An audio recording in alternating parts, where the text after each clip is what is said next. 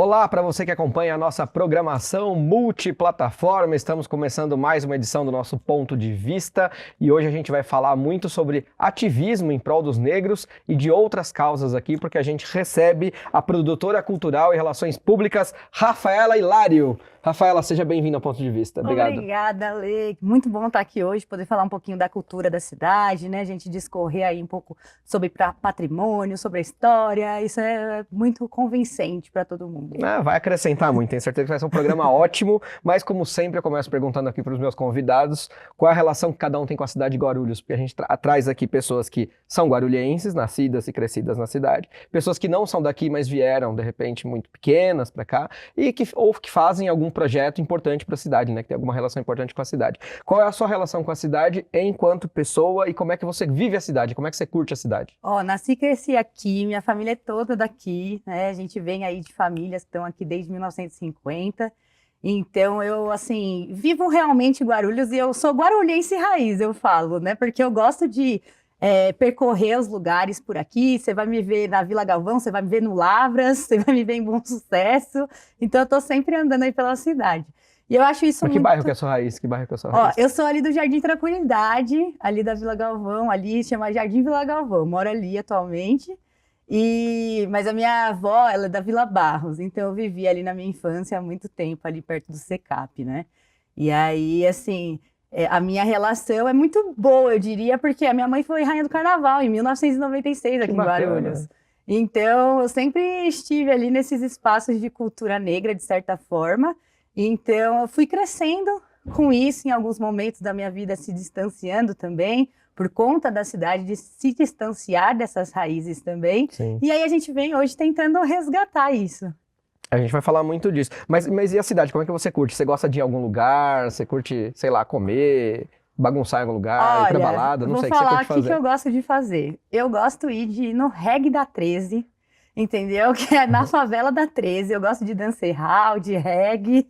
Então eu tô sempre colando lá com a galera. Eu gosto também de ir no samba, nos Pimentas, né? Gosto de ir nas casas aí de candomblé da cidade.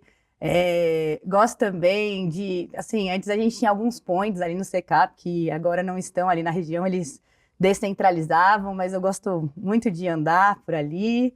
E aí eu vou vendo assim, de acordo com o que as pessoas vão.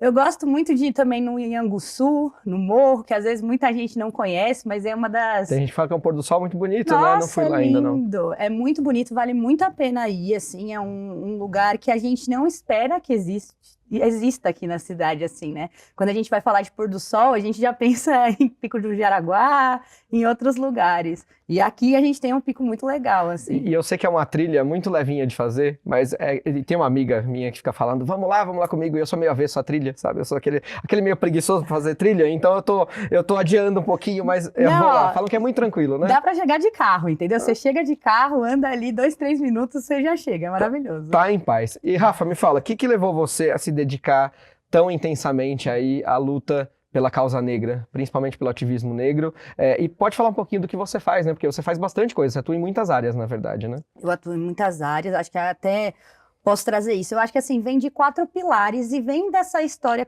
da cidade, né? Vem com essa relação que eu tenho. Uma das coisas é que eu queria me formar em RP, e assim, a gente não tem nenhuma universidade aqui que tenha esse curso, e a gente tinha uma dificuldade. Eu me formei, né, querendo ou não, em 2000, eu entrei na faculdade em 2016, então a gente pega ali quase 10 anos, né? Então a gente não tinha audiovisual, a gente não tinha muitas linguagens de universidades aqui. Então era uma das minhas questões. A segunda era quais espaços a gente tinha para curtir o lazer.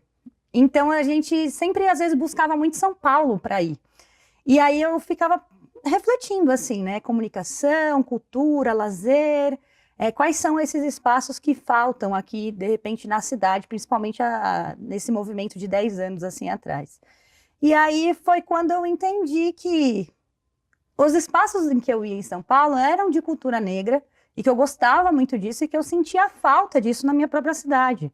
Eu sabia que em 1996, que é mais ou menos ali, quando minha mãe estava grávida, existiam esses espaços, mas para mim, com a minha juventude ali, 18, 19 anos, esses espaços, eles tinham realmente nesse processo, estava caindo em declínio, né? Ali, essa movimentação.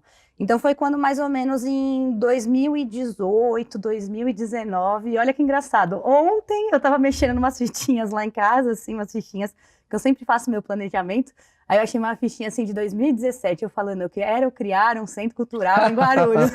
Aí eu falei, nossa, que loucura, né? E aí, assim, de ver realmente que trazer, né? A gente não precisa ir para São Paulo para estar em contato com produções. A gente pode fazer isso dentro do território. Então, eu acho que meu principal, assim, pontapé foi entender que tinha que ter esse resgate mesmo do que já tinha acontecido na cidade, mas que por vários motivos, né, tinha tido um declive ali, então trazer isso de volta. Mas é que agora um pouco do que tem aqui foi você que ajudou a fazer, né? Porque você criou um centro aí, não foi isso? Você fundou um centro junto com a sua mãe, não foi isso? Estamos aí na luta para fazer isso, né? Porque eu falo, ele está em movimento, né? A gente sabe que aqui na cidade a gente tem alguns movimentos negros, porque é até bom falar isso, né? A gente não é dono do movimento enquanto centro cultural, né? Existem vários movimentos, e só que a gente sentia falta de um espaço mesmo para que esses movimentos se encontrassem. Então, existe uma associação que era a Casa de Atividades, inclusive que é de aí, 1990, que era a Paula que estava à frente. E aí eles conseguiram, né, esse prédio, só que eram muitos idosos, e por conta da Covid, eles acabaram se distanciando, tiveram pessoas, infelizmente, do movimento que faleceu. E aí, em 2021, a gente saiu na cultura, porque a gente estava fazendo um curso de letramento racial, e ela entrou em contato com a gente, falou assim, ó, o prédio entra aqui, ocupa, fiquem com vocês e toquem. E aí a gente já estava procurando um espaço e assim, aconteceu da melhor forma e a gente está lá criando esse centro, né?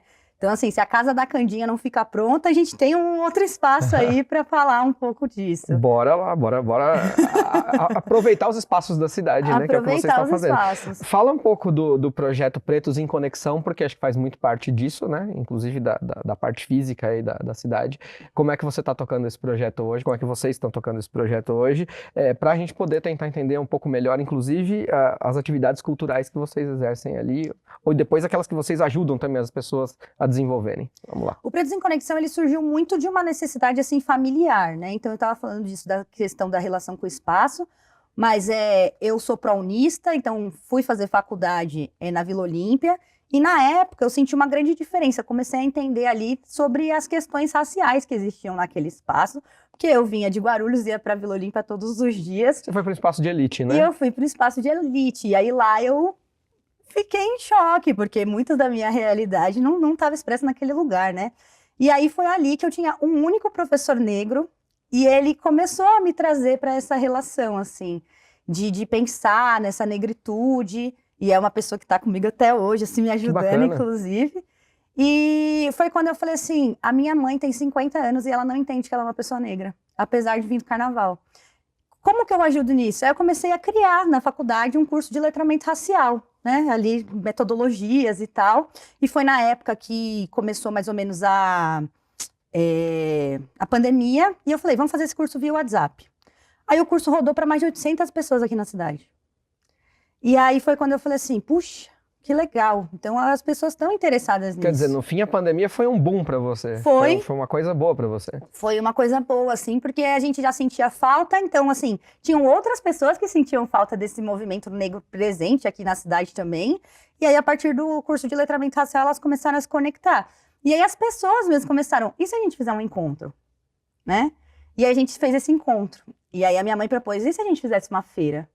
E aí a gente fez a feira que foi no Beco do Robin. E se a gente fizesse umas oficinas culturais? E se a gente tivesse um espaço, né? Então, ele foi assim, foi um tempo, aí a gente tem basicamente 5 anos, assim, nessa trajetória entre pensar e fazer. A feira que rodou foi em 2022, então é recente até, se você for pensar, né, enquanto movimento. Mas aí a gente foi desmembrando. Então, assim, nesse período a gente conseguiu entender que a gente ia precisar de um calendário. Então, hoje a gente tem 12 ações em que a gente trabalha elas todos os anos. E aí essas ações, elas vêm do curso de letramento racial, a gente tem a nossa biblioteca, né, que é uma biblioteca inclusive itinerante, que a gente leva esses livros que são de editoras negras com ilustradores negros para diversos lugares. A gente tem um catálogo de empreendedores negros, a gente tem a feira. A gente tem um curso de mídias sociais, que inclusive é um curso que chama Criadores da Perifa, a gente vai lançar em janeiro, Legal. mais uma turma, que é um curso exatamente para trazer para as redes sociais a realidade da periferia, que é uma realidade que muitas vezes não é contada, né? O nosso algoritmo traz ali só algumas narrativas dos ricos, digamos assim, muitas vezes, né? Então é um curso para adentrar nisso.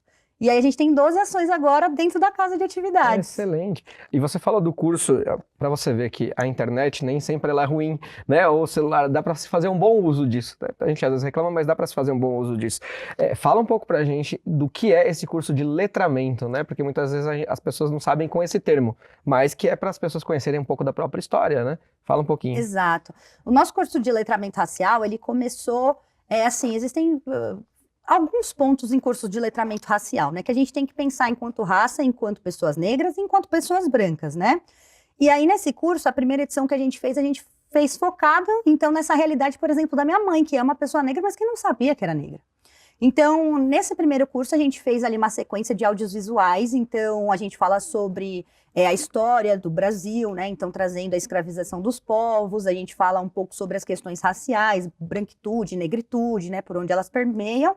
E aí, depois a gente fez um curso desse também para as pessoas brancas, né? Para a gente entender, porque são dois tipos de diálogo que são um pouco diferentes que a gente tem que ter. E aí, esse curso é realmente para entender as relações raciais. Mas todos precisam se informar, né? Todos precisam se informar. Todos precisam se informar e é muito bacana a gente ver assim que as pessoas fazendo o curso, ele é um curso que a gente faz através de 4 encontros online ao vivo e a gente tem o que a gente chama de pílulas de conhecimento, que são pílulas ali que você assiste do ônibus, assiste de qualquer lugar, em que você aprende mais um pouquinho com pessoas que são criadoras de conteúdo, são professores, né, universitários, então são pessoas de várias linguagens que falam um pouco sobre cultura negra e as relações que a gente tem, né, ainda até hoje, desse período de escravização aí, que não acabou, né? Que a gente tem muita noção de que hoje o Brasil vive uma democracia racial, enquanto, na verdade, a gente não vive isso, porque, inclusive, essa miscigenação se deu da violência, né, com os corpos negros das mulheres que eram estupradas. Então, a gente conta um pouco sobre essa verdade da história que acaba sendo esquecida, né? Aí por diversos motivos. Antes da gente ir para o intervalo, eu quero ouvir um pouquinho de você. Como é que você vê os movimentos negros aqui em Guarulhos? Porque você falou que sentia muita falta no início e foi por isso que você, inclusive, se envolveu nessa luta e tal. Depois do intervalo, já fica aqui a dica para depois do intervalo, a gente vai falar um pouquinho, que eu quero ouvir você, sobre as políticas públicas para a área da cultura da cidade de Guarulhos, que eu acho muito importante a gente ouvir quem está na cultura falar sobre esse tema, né? Porque é muito controverso, muita gente acha que, ok, não ok, falta espaço, é difícil, é burocrático, é não sei o que lá. E também falar um pouquinho da outra parte que você faz, outro projeto, que é a parte plus size, que você também desenvolve isso, e você tem aí também todo um ativismo contra a gordofobia, né? E a gente vai tentar entender isso melhor. Mas queria que você falasse um pouquinho dos movimentos negros aqui em Guarulhos. Como é que você vê? Tá faltando ainda? Ainda precisa crescer mais? Como é que você vê hoje? Olha, eu vejo que hoje Guarulhos ele ainda se dá em relação a São Paulo de uma forma em que as pessoas não têm muito acesso a esse tipo de conhecimento. Então, assim, a gente, enquanto cidade dormitório aqui, a gente acaba ficando um pouco alheio dessas discussões, apesar das insistências de conversar. Então, assim, eu sinto que eles ainda estão muito inseguros de ser, eu acho que eu diria, né? O movimento negro aqui, ele é muito através dos centros religiosos, então, o que é ótimo, né? Porque as casas de candomblé, os terreiros, eles realmente fazem esse papel da educação racial, mas enquanto organizações, né, de associações, a gente mapeando, porque a gente tenta mapear algumas. São poucas das associações que acabam falando da questão racial, né? Então, hoje, por exemplo, a gente tem o Pretos em Conexão, a gente tem a Nossa Casa, a gente tem algumas outras que não trabalham a questão negra em si, mas por estarem nesses territórios, acabam trabalhando também, como, por exemplo, o Museu Comunitário dos Pimentas, que aí eles trabalham isso, de certa forma, no território também, mas ainda é um movimento que ele precisa se reafirmar mais em relação à identidade, eu acredito, e por isso a gente fala do curso de letramento racial, porque a gente não tem como crescer o movimento se as pessoas não se reconhecerem.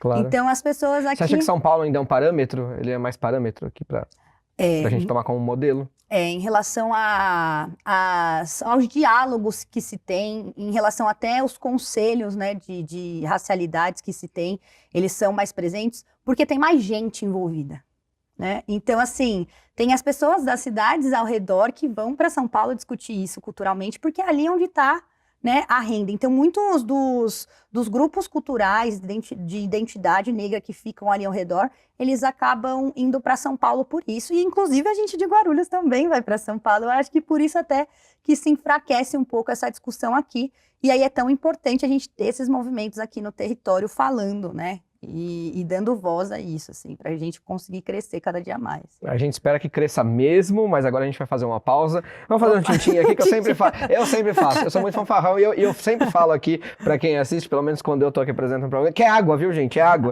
Isso aqui é água. A gente tá gravando esse programa numa sexta-feira, mas é água. Pode acreditar. A gente vai fazer uma pausa, daqui a pouco a gente volta. Até já.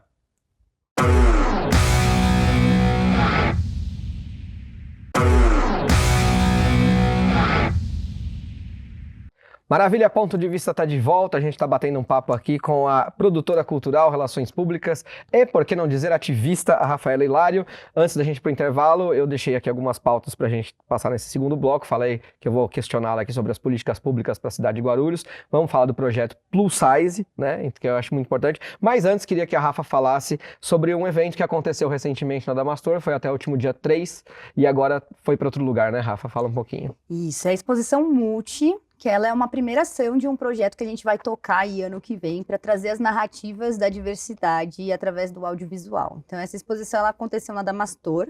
Ela está indo agora para a Casa de Atividades lá no Seródio, vai ficar até o final de novembro. Então, quem quiser passar lá, pode passar para ver a exposição. E ela é uma exposição que ela retrata as diversidades, mas tocando numa questão de comunicação e capitalismo. A gente vê hoje que tem algumas pautas que estão muito centralizadas na grande mídia, né? Que é a questão LGBT e até a questão dos negros. E nessa exposição a gente tenta trazer outras diversidades, falando até, inclusive, da diversidade de alimentos, da biodiversidade, do território, porque a gente precisa começar a falar da questão climática de uma forma muito forte, e isso para as pessoas negras vai impactar, já está impactando, né? Há mais de 20 anos aí impacta, porque são elas que são retiradas de seus territórios. Então, é uma exposição que a gente retrata de diversidade de algumas outras formas. Então, a gente traz bastante, por exemplo, em pauta, o capacitismo e o etarismo, que são duas questões que qualquer uma das pessoas podem viver, né? Hoje a gente está numa crescente de AVCs, por exemplo, das pessoas, então muitas pessoas ficando ali debilitadas e algumas entrando na deficiência. Então, assim, essas duas são pautas que a gente precisa entender que faz parte da diversidade Claro. também e que todo mundo é diverso. E que a gente tem ali a questão das minorias, que são as pessoas que não têm acesso. Então, trabalhar bastante a diversidade e minorias é uma exposição muito legal, ela é interativa. Então, a criançada acaba recebendo ali um papelzinho para pintar. Então, a gente, apesar de ter essa conversa com os adultos, a gente tem ali as pinturas com a criançada de pessoas diversas. Que bacana. A gente tem as videoartes, ela tem algumas bandeiras, que são fotografias que eu fiz, que inclusive são do meu dia a dia, foram fotografias que eu fiz através de colagens, assim, que é para entender exatamente que dentro da nossa casa tem diversidade. E a gente precisa entender um pouco mais dela para ser um pouco mais compreensivo, né? Onde que fica no Seródio, então? Ó, fica na Avenida Candeia, perto ali do batalhão, da Casa de Atividades, um murão amarelo cheio de grafite, lindo demais. Anotem aí, compareçam. Entrada franca? Entrada franca. Entrada franca. Então, anotem aí e compareçam. Rafa, vamos falar um pouquinho desse projeto do Plus Size que você tem e olhando o material que a produção passou, né, e olhando um pouco lá do seu portfólio também, você cita algumas expressões que eu achei interessante a gente falar aqui, como uma imersão gorda e a sexualidade gorda. Eu sempre tive uma dúvida, que eu vou aproveitar para tirar, porque também deve ser de algumas pessoas. Usar o termo gordo é pejorativo ou é esse o termo que se usa mesmo? Olha, vou falar, algumas pessoas acham pejorativo, mas é por conta dessa ideia de que uma pessoa gorda é uma pessoa pior, né? Digamos assim. A gente tem uma hierarquização de que a pessoa magra é uma pessoa boa e a pessoa gorda é uma pessoa preguiçosa, é uma pessoa que tem que ser ali estigmatizada. Então, a ideia é que pessoa gorda, eu falo que eu sou gorda, né? Com as meninas a gente usa esse vocabulário, mas é muito engraçado porque, por exemplo, por que o projeto Plus Size se chama Plus Size e não gordo? Porque pra gente chamar essas meninas é muito difícil se a gente já colocar gordo de uma vez, né? Então... As pessoas têm dificuldade em se aceitar, assim, sou gordo ou sou gorda, tem dificuldade com em certeza entender isso? tem. Eu acho que assim, a gente criou-se enquanto sociedade, né, um lugar que essas pessoas elas não podem ter espaço. Então, por exemplo, vou te trazer aqui. Em algumas das minhas palestras que eu falo sobre gordofobia, a primeira pergunta que eu faço é assim, você sairia de casa sem roupa? Sair de casa sem roupa é crime, você não poderia fazer isso. Só que as pessoas gordas não têm acesso à roupa, né? A gente eu uso hoje 50, que é uma das menores grades que tem ali. Você vai num shopping, você não acha essas roupas. Então, como que uma pessoa ela vai ter acesso? Porque aí é isso, a gente fala para ela sair de casa, para ela malhar, para ela fazer isso, só que ela não tem acesso nem a roupa para sair de casa, Perfeito. ela não tem acesso à mobilidade, né? Então, são vários círculos ali que estão em volta dessa pessoa que acaba restringindo ela de sociabilizar. E essa sociabilização, ela traz vários outros problemas, né? Então, enquanto o projeto Plus Size, a gente vem antes ainda do Pretos em Conexão. E foi esse o que deu pontapé, assim. Hoje a gente entende que a gente... Ele que foi o pioneiro. Ele que foi o pioneiro. Porque, na verdade, o projeto Plus Size, ele começou lá atrás. A minha mãe trabalhava com publicidade, né? Ela tinha uma agência de modelos aqui em Guarulhos. E ela começou a trabalhar em 2009 com Mulheres Reais, que na época eram Mulheres Reais que se chamava. Só que, e aí tinha um Miss Plus Size e algumas coisas nesse sentido. Só que aí eu entrando na universidade, estudando mais isso, eu cheguei e falei, mãe, eu acho que tem algumas problemáticas aqui nesses discursos, né? Vamos sentar aqui, vamos conversar. E ela falou, putz, Rafa, nunca tinha pensado nessas problemáticas, da questão da competição ali, por exemplo, num evento de Miss, né? Quem são aquelas mulheres que estão ali? Será que elas precisam competir sendo gordas, né? Como que a gente pode trazer isso de uma forma que seja melhor para essas mulheres que estão ali, para que não mexa com a autoestima delas, né? E aí a gente foi traçando algumas estratégias juntas para tornar aquilo mais saudável. E aí foi quando a gente criou o Projeto Plus Size. Então o Projeto Plus Size ele começou em 2016, na verdade. E eu entendi que eu era uma menina gorda antes de eu entender que eu era uma menina negra. Porque eu chegava na escola, era isso, era gorda, né? Então, e aí a questão racial, ela veio acoplada, né? Então, quando teve o Projeto Plus Size, a gente pensou, como que a gente trabalha isso? E aí a gente tem que trabalhar várias coisas, que nem essa questão que a gente trabalha da sexualidade. Essas mulheres, elas sentem que elas não têm direito à sexualidade, porque muitas vezes na prateleira ali da conquista, elas não estão em evidência. Né? Então, assim, são várias coisas que a gente vai trabalhando ali, tendo alguns recortes dentro da questão de mostrar o que é a gordofobia, falar, por exemplo, que o IMC, porque a gente trata muito dentro da saúde IMC, né? Você já ouviu falar que é aquela continha básica, né? O índice de massa corporal, corpórea. Exato. E o IMC, ele é um cálculo que foi feito em 1830, com 40 homens da Europa, só para entender como era a massa corporal deles. E aí uma empresa de seguros utilizou essa pesquisa para replicar sobre saúde para todo o mundo. Então, assim, onde as mulheres negras, que muitas vezes têm um corpo maior, elas estão dentro desse cálculo?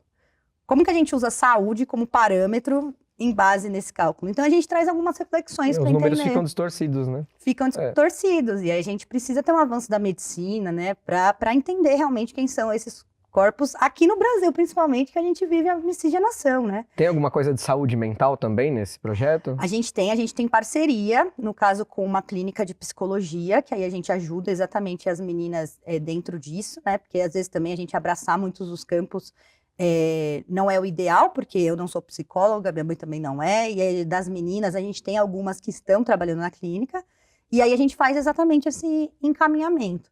Então, a gente tem uma rede de parcerias ali que estão sempre com a gente para poder tocar os projetos. Eu sei que dentre aí os seus projetos, as suas atividades, você ajuda as pessoas também na parte de empreender, né? Economia criativa e tal. E aí eu vou voltar um pouco na questão dos negros e depois entrar na questão do gordo aí também. Mas você acha que o negro ele tem mais dificuldade para empreender do que um branco? Eu vou te dizer isso baseado num exemplo pessoal, tá? Então vou dar um exemplo pessoal para você entender. Eu tenho um amigo que se chama Márcio, que tem um empreendimento que ele criou, que são coisas relacionadas a encontros presenciais. Então ele fez o Fute Encontro, foi assim que começou, com personalidades do jornalismo esportivo, do futebol, por isso que, né, que eu tenho esse contato com ele, porque eu participei de algumas questões. Aí depois ele aumentou isso, ampliou para um cine encontro, para música encontro, né? Para cozinha encontro. Então ele quer reunir pessoas num encontro físico, né? Para poder falar desses assuntos de futebol, de culinária, de cinema, enfim, etc, etc, etc. E ele é negro, né? Ele fala que ele é preto retinto, ele fala assim, né? E aí ele tem dificuldade, ele sempre reclamou da dificuldade de conseguir prosperar com o negócio dele. Porque ele fala, quando eu sento na mesa para negociar com alguém, sempre é um branco, e o branco olha para minha cara e já ali o negócio já começa a ficar ruim.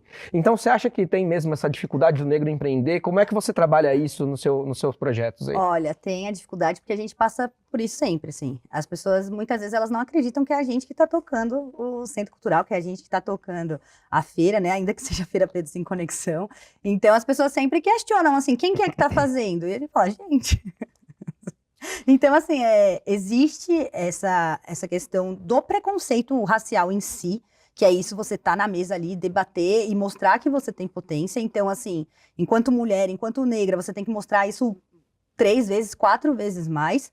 E existe também a estrutura, porque se a gente for pegar, né, enquanto branquitude e negritude, o que a gente teria?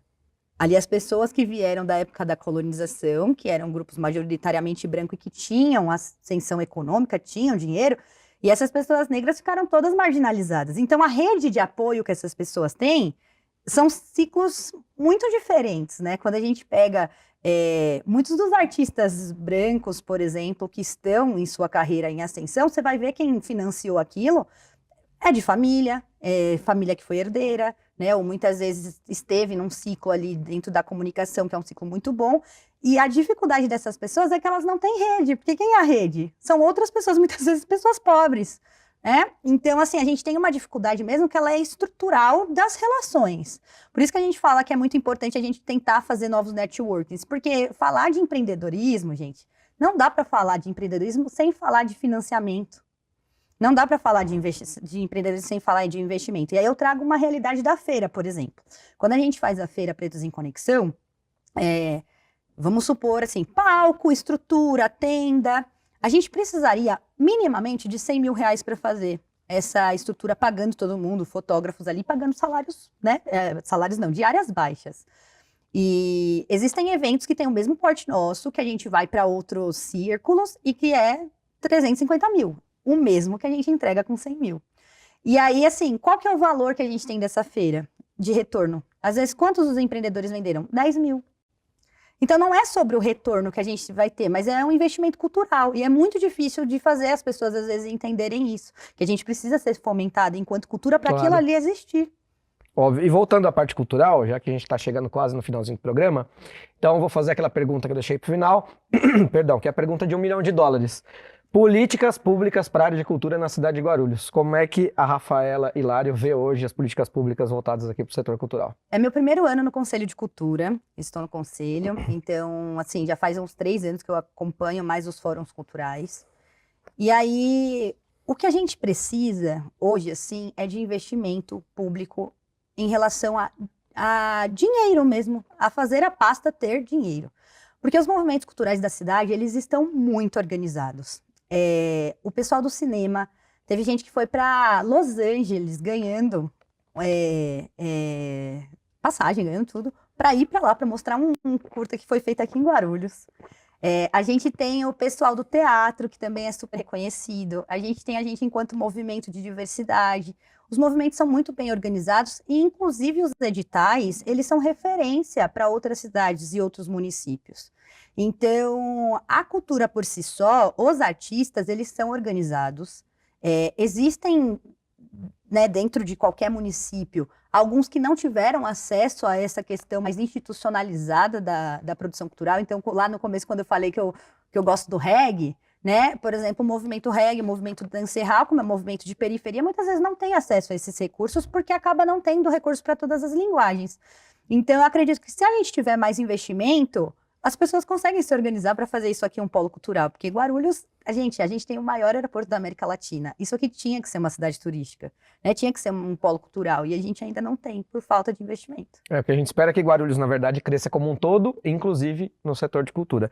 Rafa, chegamos ao final do programa. Falei que passava rápido antes da gente gravar aqui, a gente estava conversando fora do ar. Eu falei, Rafa, são 2 blocos, passa muito rápido, voa, a hora que você piscou, acabou. E acabou o programa. Então eu vou deixar aqui o finalzinho. Pode olhar aqui para aquela câmera, para você poder deixar seus contatos, seus canais de comunicação, o que você quiser deixar e consideração final. E já agradeço muito por ter vindo aqui e já vou te cumprimentar aqui também antes da gente ir embora. Obrigado, viu, Rafa? Obrigada, viu, Lê? Obrigada pelo espaço.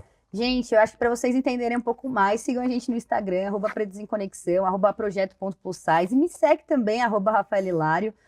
A gente tem alguns grupos no WhatsApp que a gente está sempre conversando lá sobre produção cultural, empreendedorismo, comunicação, e aí você tem como ter essa conexão com outras pessoas, então entra lá, tá no Linktree, no Instagram, e você acha a gente também em qualquer rede, no Facebook, no TikTok, a gente está em todas as redes sociais aí. Valeu, Rafa. Obrigado mais uma vez. Eu sempre termino aqui na geral, porque eu gosto de fazer o quê? Dar o brinde no final do programa. Obrigado, Rafa, por ter vindo. Obrigado a você por ter acompanhado mais essa edição do Ponto de Vista. Continue aí com a gente. A gente tenta trazer convidadas como a Rafa, para que você possa curtir, entender um pouco mais a cidade de Guarulhos e, claro, aproveitar também a nossa programação. Muito obrigado. Nos vemos numa próxima TV Câmara Guarulhos, o canal da cidadania. Tchau, gente.